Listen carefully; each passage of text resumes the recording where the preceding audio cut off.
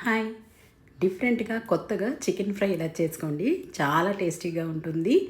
ఒక్కసారి ఇలా చేసుకున్నారంటే మళ్ళీ మళ్ళీ చేసుకొని తింటారు. అంత బావుంటుంది.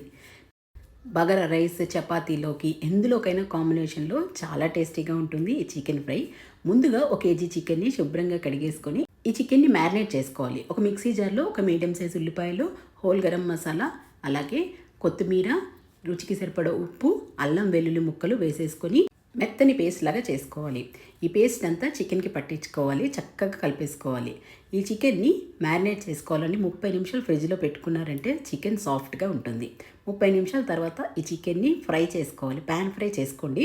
ప్యాన్ ఫ్రై ఒక 70% కుక్ అయితే సరిపోతుంది. ఈ చికెన్ కొద్దిగా కలర్ వచ్చేసాక ప్లేట్లో పెట్టేసుకొని వేరొక కడాయిలో 2 టేబుల్ స్పూన్ నూనె వేసుకున్నాక బ్రౌన్ ఆనియన్స్ వేసుకుంటున్నాను. 2 మీడియం సైజ్ ఉల్లిపాయల్ని బ్రౌన్ ఆనియన్స్గా చేసుకున్నాను. అందులో సగం మాత్రమే వేసుకున్నాను. 2 మీడియం సైజ్ టమాటాలు, అలాగే రుచికి సరిపడు ఉప్పు, పసుపు, అల్లం వెల్లుల్లి పేస్ట్లో పచ్చిమిర్చి వేసుకున్నానండి.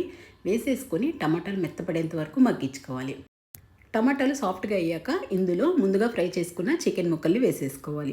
ఈ చికెన్ ఫ్రైని మొత్తంగా మీడియం ఫ్లేమ్లోనే చేసుకోవాలండి, హై ఫ్లేమ్లో చేసుకోకూడదు. ఫ్రై చేసుకున్న చికెన్ పీసెస్ వేసుకున్నాక చక్కగా కలిపేసుకున్నాక ఇందులో కారము, ధనియాల పొడి, చికెన్ మసాలా, గరం మసాలా వేసేసుకోండి. వేసేసుకున్న మసాలా అంతా చక్కగా కలిపేసుకోవాలి. ఇందులోనే ఒక టేబుల్ స్పూన్ పెరుగు, మిగిలిపోయిన బ్రౌన్ ఆనియన్స్ వేసేసుకొని చక్కగా కలిపేసుకొని మంటను మీడియం ఫ్లేమ్లో పెట్టుకొని 10 నిమిషాలు ఉడికించుకొని మూత పెట్టేసుకొని వాటర్ వేయకండి.